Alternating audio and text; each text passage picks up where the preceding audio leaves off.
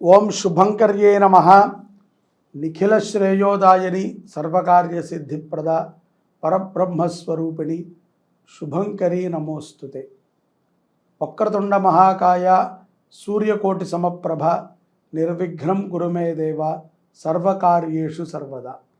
గురుబ్రహ్మా గురుర్విష్ణు గురుర్దేవో మహేశ్వర గురు సాక్షాత్ పరబ్రహ్మ తస్మై శ్రీ గురవే నమః. శ్రీ శ్రీ శ్రీ గణపతి సచ్చిదానంద సద్గురుభ్యో నమో నమః. కన్యారాశి వారికి జనవరి నెలలో గల గోచార ఫలితాలను తెలియచేస్తున్నాము, శ్రద్ధగా ఆలకించండి. కన్యారాశి వారికి ఈ యొక్క జనవరి మాసములో ఆదాయానికి మించినటువంటి ఖర్చులు కొంత ఉంటాయి. మనోధైర్యముతో ఈ యొక్క మాసాన్ని కన్యారాశి వారు గడపాల్సి వస్తుంది. అనవసరమైనటువంటి ఒత్తిడులని ఉద్యోగస్తులు ఏమాత్రము తీసుకోకండి. మీకు సంబంధించినంత వరకు మీ పని వరకు మీరు సక్రమంగా చేస్తూ మీ పనిలో మీరు చాకచక్యంగా ఉండటమే ఉపయుక్తకరమైనటువంటి విషయం. కన్యారాశి వారు జనవరి నెలలో తెలుసో తెలియకో ఇతరులకి మీ యొక్క మాట ద్వారా కానీ మీ యొక్క పని ద్వారా కానీ లాభమే తప్ప నష్టము ఏమాత్రము మీరు చేయలేరు. మనసులో ఏ విషయాన్ని దాచుకోకుండా ప్రతి విషయాన్ని కూడా భార్యాభర్తలు ఒకరికి ఒకరు చర్చించుకుంటూ ఉండండి. ఈ నెలలో ఈ యొక్క కన్యారాశి జాతకులు వ్యాపారస్తులు నూతన కార్యాలయాలని ప్రారంభించడం మనం చూడవచ్చు. తమ యొక్క వ్యాపార సంస్థకి సంబంధించినటువంటి కొన్ని కీలకమైనటువంటి నిర్ణయాలని కూడా ఈ మాసంలో కన్యారాశి జాతకులు తీసుకుంటారు. ఆడవారు ఎవరైతే గనక కన్యారాశిలో ఉన్నారో వారు ఏదైనా వ్యాపారము కానీ వ్యవహారములు కానీ చేసేటువంటి వారుంటే కొంత నిదానముగా ఆలోచన చేయండి. కంగారుతో ఏ నిర్ణయాన్ని తీసుకోవద్దు. తొందరపాటు నిర్ణయాలు కంగారు నిర్ణయాలని తీసుకుని ఒత్తిడికి గురి కాకూడదు అని మీకు తెలియచేస్తున్నాను. అలాగే విద్యార్థులు కూడా నిరుత్సాహతని పక్కన పెట్టండి, ఉత్సాహంగా చదవండి. ఉదయం పూట కొంత ప్రాణాయామము యోగాభ్యాసాన్ని కన్యారాశి విద్యార్థులు గనక చేసినట్లయితే తాము చదివేటువంటి చదువు మీద శ్రద్ధను పెట్టగలుగుతారు. విదేశాలలో ఉన్నటువంటి వారు కొన్ని పనుల యందు నిరుత్సాహపడుతూ ఉంటారు. అప్పు పుట్టటములోనో అప్పు తీర్చటములోనో అప్పు ఇవ్వటములోనో ఎక్కడో ఈ యొక్క ఆర్థికపరమైనటువంటి విషయాలు కొంత నిరుత్సాహతనిస్తూ ఉంటాయి కన్యారాశి వారికి. తద్వారా మంచివారు ఎవరు చెడ్డవారు ఎవరు అని కూడా మీరు విశ్వసించలేరు. కుమారుడి యొక్క విషయంలో కన్యారాశి జాతకులు చాలా కఠినమైనటువంటి నిర్ణయాన్ని తీసుకుంటారు. తప్పులేదు. తన బాగు కంటే కూడా మీకు వేరే లబ్ధి ఏదీ ఉండదని నేను అనుకుంటున్నాను. కుమారుడి యొక్క అభివృద్ధి, తన యొక్క జీవితంలో జరిగేటువంటి కొన్ని మార్పులు, తద్వారా మిమ్మల్ని మీ కుటుంబాన్ని తలదించుకునే విధంగా ఉండకూడదు. సోషల్ మీడియా రంగంలో ఉన్నటువంటి కన్యారాశి వారు తస్మాత్ జాగ్రత్త. నూతన పరిచయాల వల్ల కొన్ని ప్రమాదాలు గోచరిస్తూ ఉన్నాయి. అలాగే తెలియనటువంటి వ్యక్తులతో ప్రయాణించటము కానీ అతిగా చలుముగా ఉండటము కానీ ఈ పరిచయము కొంత ప్రమాదానికి గురి కాబోతుంది. తస్మాత్ జాగ్రత్త. వాహనము నడిపేటప్పుడు రాత్రి కాలములో యందు వాహనాలు నడిపేటువంటి వారు చాలా జాగ్రత్తగా ఉండాలి. సరైనటువంటి జాగ్రత్తలని తీసుకుంటేనే మీ ప్రాణాన్ని కాపాడుకోగలుగుతారు.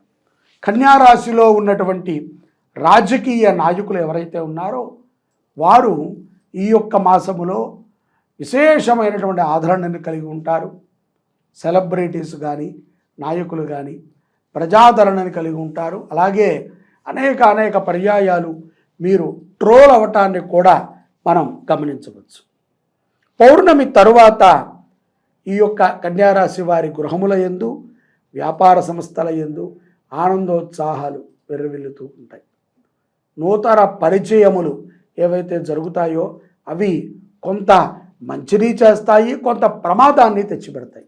కాబట్టి అత్యుత్సాహముతో పరిచయాలను దృఢపరుచుకొని ఇబ్బంది పడకండి.